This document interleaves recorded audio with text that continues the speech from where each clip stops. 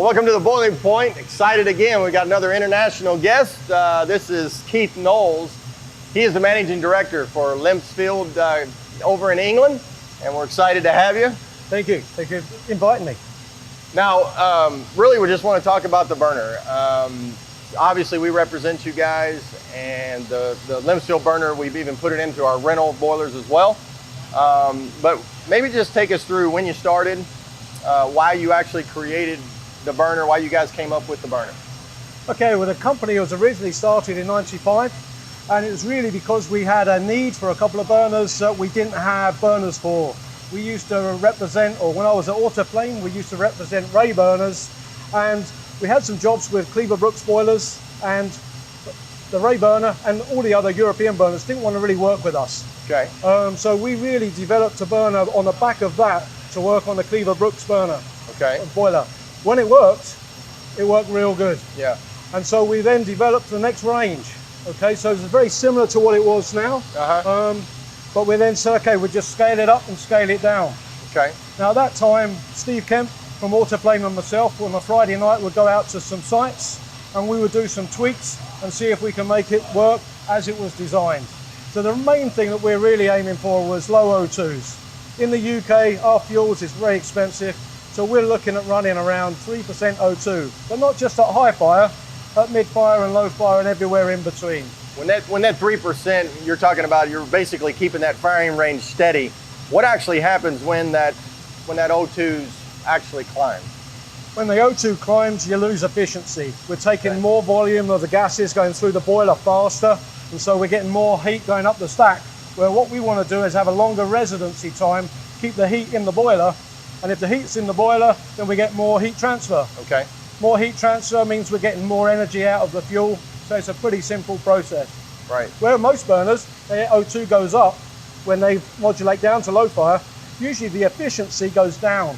When we modulate down to low fire, our efficiency goes up.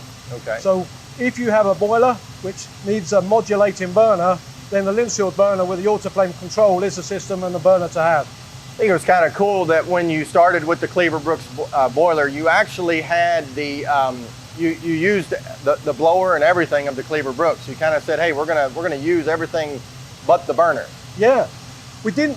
The job was in England, and we didn't think of ringing Cleaver Brooks to get the parts. And the burner was like getting old. Okay. But the boiler was underground.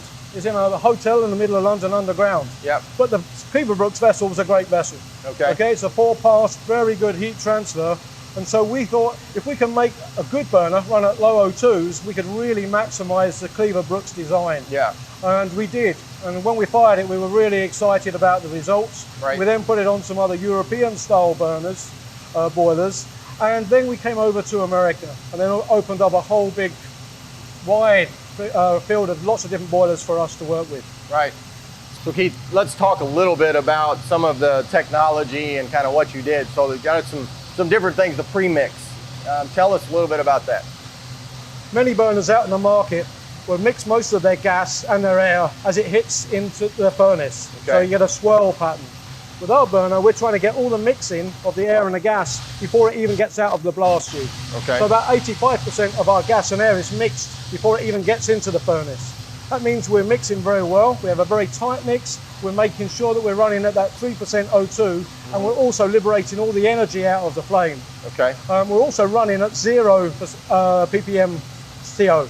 Oh, okay, so that's really important. So we're making sure it's a very clean flame, a very tight flame, and also it typically is a little bit shorter than most. I talked to Steve earlier. We talked a little bit about the Autoflame, and you've mentioned Autoflame. Obviously, you guys use the Autoflame. Why did you actually select the Autoflame on the Limpsfield? A lot of the early design was built around a system like Autoflame. Okay, so what we really wanted, we had Autoflame servos, which are accurate to 0.1 of an angular degree, but a lot of burner makers were fitting them with couplings and linkage.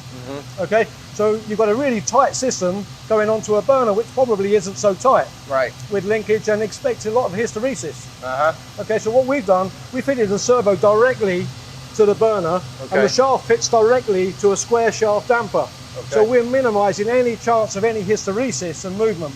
All right. So we're trying, first of all, we're trying to maximize the Autoflame control, and then we're trying to maximize with the burner design the mixing of the gas and the air, or the fuel and the air.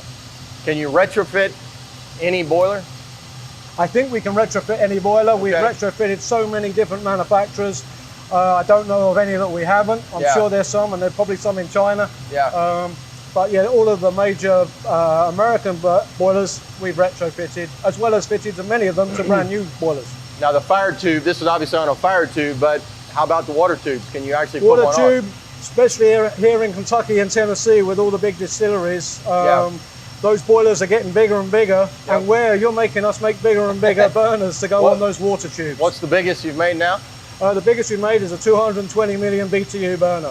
That's a big old boy. That's a big old boy. I'm pleased I don't have to pay the gas bill. So as far as the viewing port, why did you do that? It was really a case of why not. What do we want out of this burner? We want a burner that's easy to work on. We realised that when it was being designed, someone's going to work on it in the future. And I've worked on many burners and lost lots of skin off my knuckles trying to get bits and pieces out. So we want to make the burner as simple and easy to work on as possible. But we're also looking at how we're going to commission it. In the early days, I was a commissioning guy. So you'd typically be looking at the flame all the way around the diffuser, see is the retention good, or if the retention's bad, what we can do.